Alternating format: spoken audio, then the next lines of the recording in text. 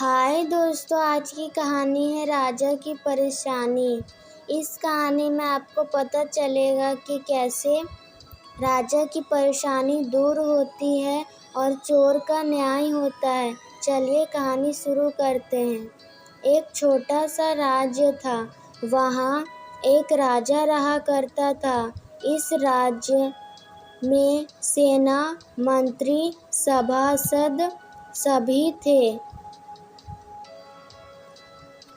परंतु अदालतें नहीं थीं, क्योंकि वहाँ के राजा और प्रजा सभी शांति प्रिय थे, कभी किसी से लड़ाई झगड़ा नहीं करते थे। इसलिए फिजूल खर्ची के कारण अदालतें बंद करा दी गई। अपने पड़ोसी राज्य से भी उनकी मित्रता थी, इसलिए सेना के नाम पर 100 सैनिक रहा करते थे। किसी के पास भी तलवार या बंदूक नहीं थी। एक बार राजा एक विचित्र परेशानी में फंस गया। राज्य में पहली बार एक व्यक्ति किसी के घर में चोरी करने के लिए घुस गया।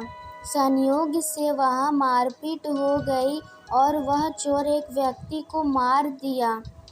सैनिक चोर को पकड़कर राजा के पास आ गया। राजा ने मंत्रिमंडल की एक बैठक बुलाई और तय किया कि चोरों को क्या सजा दी जाए। काफी विचार होने के बाद कुछ तय नहीं हो पा रहा था, क्योंकि ऐसा अपराध किसी ने अभी तक नहीं किया था। अचानक एक मंत्री ने बोला, महाराज, पड़ोस के राज्य में अदालतें हैं, जरूर वहाँ इस मसले का फैसला हो जाएगा। राजा ने यह बात मान ली। चोर को वहाँ भेज दिया गया। राजा की परेशानी टल गई, लेकिन 2 दिनों बाद ही चोर के साथ राजा की परेशानी फिर लौट आई, क्योंकि उस राज्य की अदालत ने फैसला किया कि उसके सिर को कलम कर दिया जाएगा। परंतु राजा के पास जल्लाद नहीं था। राजा ने मंत्रिमंडल की बैठक बुलाई।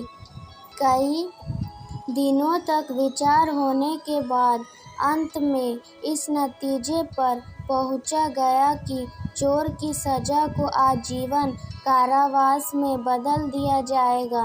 राजा की परेशानी टल गई, मगर राज्य में जेल नहीं था जहां उसे सजा मिल सके। इसीलिए एक कोठरी बनवाई गई जहां चोर को रखा गया और पहरेदार को उसकी रखवाली के लिए वहां रखा गया। राजमहल से उसके लिए भोजन ले जाया जाने लगा।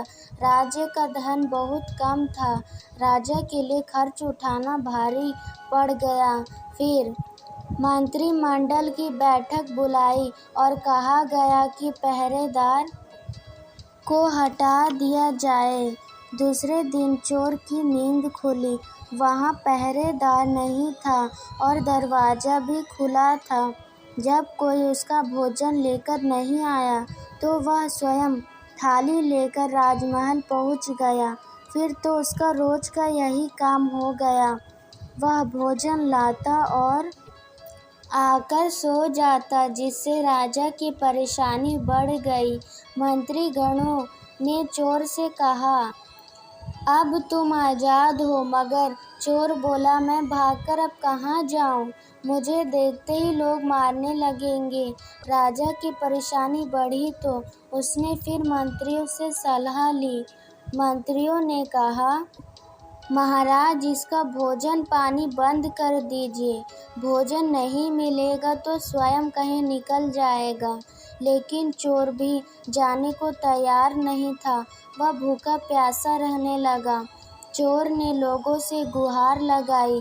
वहाँ के लोगों को लगा कि उस व्यक्ति को इस तरह भूखे रखना तो सचमुच राजा का अन्याय है।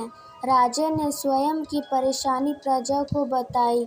बहुत सोच विचार के बाद लोगों ने राजा से कहा, इस चोर को भोजन देने में आपको कोई आपत्ति नहीं होगी। इसने जो हत्या की है उसका प्रायश्चित भी हो जाएगा। फिर राजा ने कहा, ऐसा कैसे होगा? फिर लोगों ने कहा, पिछले 2 साल से हमारे यहाँ बारिश नहीं हुई है। इसके चलते अधिकांश वृक्ष मर चुके हैं। आप इस मार्गों के किनारे छायादार फलदार वृक्ष लगा सकते हैं। उसके बदले इसे रोजी रोटी मिलेगी और कोई भी उसे गालियाँ नहीं देगा। फिर राजा की परेशानी हमेशा के लिए दूर हो गई। इसी तरह अमेजिंग स्टोरीज़ के लिए हमारे चैनल को लाइक, सब्सक्राइब और शेयर ज़रूर करें। और आपको यह कहानी कैसी लगी ज़रूर कमेंट करके बताएं।